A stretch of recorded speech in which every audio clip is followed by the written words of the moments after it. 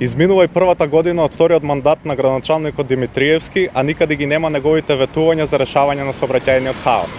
Напротив, Куманово и кумановци уште повеќе се заложници на лошото менаџирање на Димитриевски. Сите негови изборни ветувања за решавање на сообраќајот беа само ефтин популизам.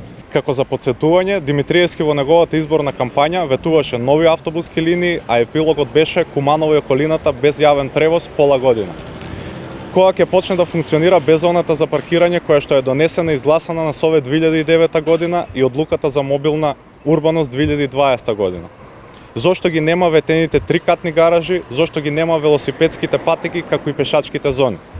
Што се превзема во врска со реконструкцијата на тротоарите, изградба на нови и ослободување на постојните од паркираните возила?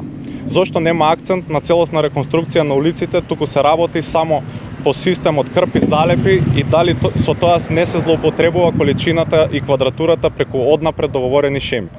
Јавно прашуваме, дали се работи според динамиката кога се во прашање реконструкциите на локални улици и патишта или се гради дел со документација, дел без документација, дел по стандарди, дел без стандарди?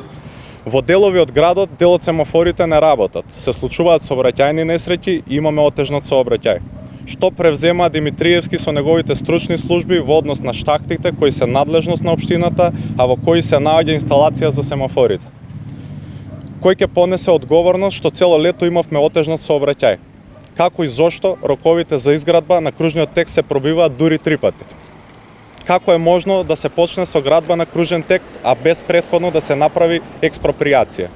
И сосема за крај, доволно е да се погледне само состојбата во која се наоѓа улицата Трета македонска ударна бригада, која представува главна артерија во сообраќајот во градот Куманово.